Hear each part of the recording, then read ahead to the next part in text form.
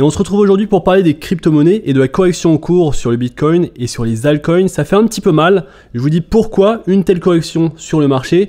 Je vous donne ma stratégie, ce que je fais, est-ce que j'achète sur ces niveaux. On voit ensemble les niveaux clés à surveiller sur le Bitcoin et sur les altcoins. Mais également, je vous donne la raison de ce dump. Pourquoi les crypto-monnaies baissent-elles en ce moment? Il est important de comprendre pourquoi c'est le cas. Et je vous dis tout dans cette vidéo. Salut à tous et bienvenue dans cette nouvelle vidéo. J'espère que vous allez bien, que vous passez un bon week-end. Comme d'habitude, si vous découvrez la chaîne, n'hésitez pas à vous abonner, à mettre la petite cloche. N'hésitez pas également à partager la chaîne avec votre entourage. Ça m'aide beaucoup à développer, à vous apporter plus de valeur à travers YouTube. Et comme j'ai dit dans ma dernière vidéo, si vous souhaitez recevoir l'actualité crypto de manière hebdomadaire, si vous souhaitez avoir un aperçu de l'actualité crypto, les dernières nouvelles, découvrir également mon portefeuille crypto et même découvrir des opportunités à saisir sur le marché, n'hésitez pas à vous inscrire sur ma newsletter, le lien en description. Alors pourquoi les crypto-monnaies ont chuté autant?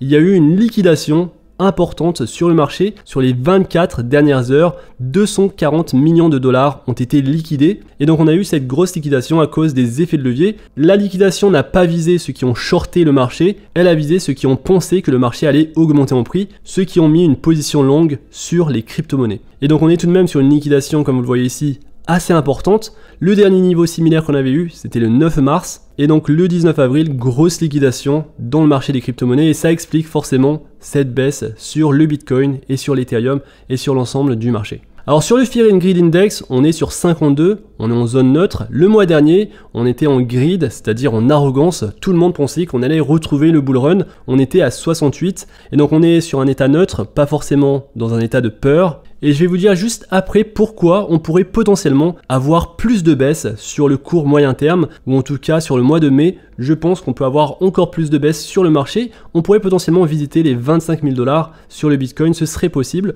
Et d'ailleurs, vous le savez sans doute, si vous faites de l'investissement depuis plusieurs années, le mois de mai, ce n'est pas un mois idéal pour investir généralement dans les crypto-monnaies. Alors pas que les crypto-monnaies, également la bourse. Dans le domaine financier, on dit souvent sell in May and go away, vendez en mai et partez en vacances. Alors par exemple sur le S&P 500 depuis 1990, la moyenne du S&P 500 en termes de retour est de 2% annualisé entre mai et octobre, alors qu'entre novembre et avril, on est à 7%. Et donc on peut potentiellement avoir un meilleur retour sur investissement si on sort du marché entre mai et octobre. Et donc c'est une théorie, il y en a beaucoup, ça peut marcher encore sur ce mois qui arrive. Ce qui est intéressant à voir sur le Bitcoin et ce que je regarde beaucoup, c'est le stock RSI. Et on le voit sur le journalier, on commence à arriver sur des niveaux bas, mais lorsqu'on se met sur le hebdomadaire, on est sur des niveaux très élevés. Et lorsqu'on zoome un petit peu, on se rend compte que le stock RSI va probablement commencer à descendre petit à petit sur les prochains mois.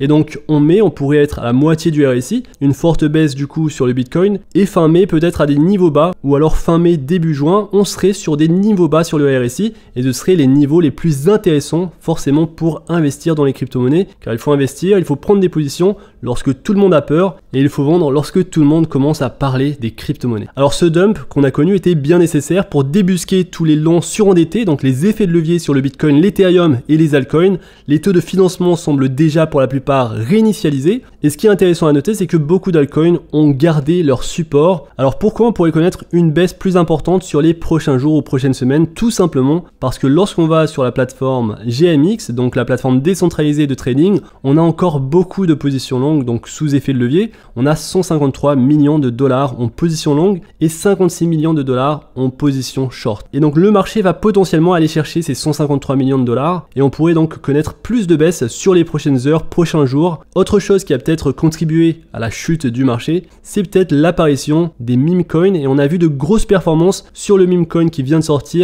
le token PP. Ce token qui a eu des volumes de transactions sur 24 heures qui ont dépassé sa propre capitalisation boursière. Et donc lorsque c'est le cas, forcément, il est temps de chercher une sortie. La même chose s'était produite sur le token ARB, Arbitrum, avec 2,2 milliards de dollars de market cap et 1,7 milliard de dollars sur 24 heures. Et lorsque c'est le cas, lorsqu'on a autant de volume de transactions avec un market cap qui finalement n'est pas si grand, eh bien on arrive peut-être à un sommet et c'est à ce moment-là qu'il faut peut-être prendre des profits. En tout cas pour ceux qui ont réussi à investir dans le meme coin PP, n'hésitez pas à le dire dans l'espace commentaire. Et d'ailleurs PP sur les 5 derniers jours, ceux qui avaient mis 10 000 dollars dessus, aujourd'hui ces 10 000 dollars deviennent 2 millions de dollars. Alors ce qui est également intéressant à noter, et c'est pour ça que c'est un petit peu du casino, c'est la raison pour laquelle je suis plutôt axé sur les fondamentaux des projets crypto et je vous parle pas de ces meme coins, c'est que si vous avez mis 10 000 $, dans la plupart des autres shitcoins, des meme coins, eh bien ces 10 000 $ seraient peut-être 10 $ aujourd'hui. Et d'ailleurs, voici à quoi ressemblent les meme coins après quelques mois.